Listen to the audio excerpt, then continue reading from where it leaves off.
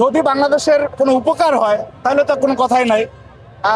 Argentine এখানে কি বলে অ্যাম্বাসেডর আসছেন, উনি যদি শুধুমাত্র খেলা উপভোগ করে এবং এগুলি আর্জেন্টিনার টেলিভিশনে দেখানোর পরে সামাজিক যোগাযোগ মাধ্যমে প্রচারের পরেই শেষ হয়ে যায়, তাহলে আমার মনে হয় কোনো লাভ নাই। বাংলাদেশে যদি কোনো উপকার হয়, ওনারা যদি বাংলাদেশে এরকমের ফুটবলের ক্ষেত্রে সহযোগিতার হাত বাড়িয়ে দেন, তাহলে এই যে সমর্থন সেগুলির আমার কাছে মনে হয় যে অর্থবহ থাকে।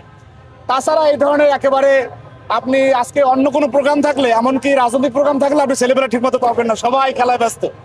সুতরাং আমার মনে হয় ব্রাজিল এবং আর্জেন্টিনার বাংলাদেশের প্রতি, বাংলাদেশের ফুটবলের প্রতি বিশেষ করে মনোযোগ দেওয়া উচিত, যে তাদের জন্য এত অকুণ্ঠ নিঃস্বার্থ শর্তহীন ভালোবাসা যে দেশ থেকে দিচ্ছে, তাদের ফুটবলের উন্নয়নে যদি ব্রাজিল আর্জেন্টিনা কিছু করে তাহলে প্রকৃত অর্থে আমরা উপকৃত হলাম।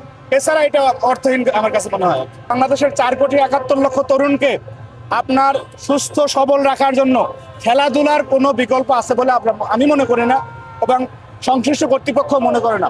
সেই জন্য আপনার পড়ালেখার পাশাপাশি প্রত্যেকেই মানে শারীরিক কসরত যাতে হয়, ফুটবল ক্রিকেট নানান এই খেলাগুলিতে থাকতে হবে, এবং কর্তৃপক্ষকে খেলার জন্য প্রকৃত মানে মাঠ, সেই উপযোগী মাঠ তৈরি করতে হবে। এটি শুধুমাত্র 4 বছর পরে একদিন মানে 1-1.5 মাস উদযাপন করা, দৌড়াদৌড়ি করা, এটা আমার মনে হয় ডায়াবেটিক্স রোগীর জন্য কিছু দেখা গেছে যে একটা ইদানান নিয়ম সেরকম হচ্ছে।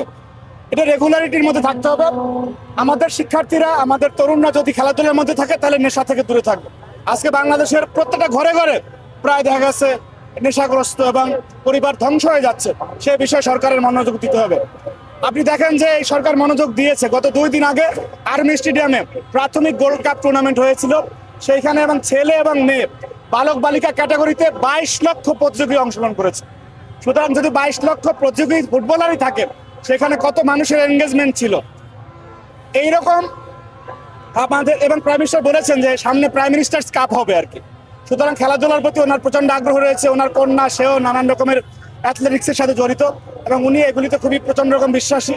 আমি মনে করি যে বাংলাদেশের মানুষ এতদিন যে একজন রাষ্ট্রনায়ক খুঁজতেছিল, একজন পুরুষ এবং তারুণ্য নির্ভর, যার কাছ থেকে বাংলাদেশ প্রত্যাশা করতে পারে, তিনি এখন সরকার পরিচালনা আছেন, এবং বাংলাদেশের তরুণরা তার নেতৃত্বের মাধ্যমে সঠিক পথে যাবে ইনশাআল্লাহ, এতে কোনো সন্দেহ নাই আল্লাহর ইচ্ছা।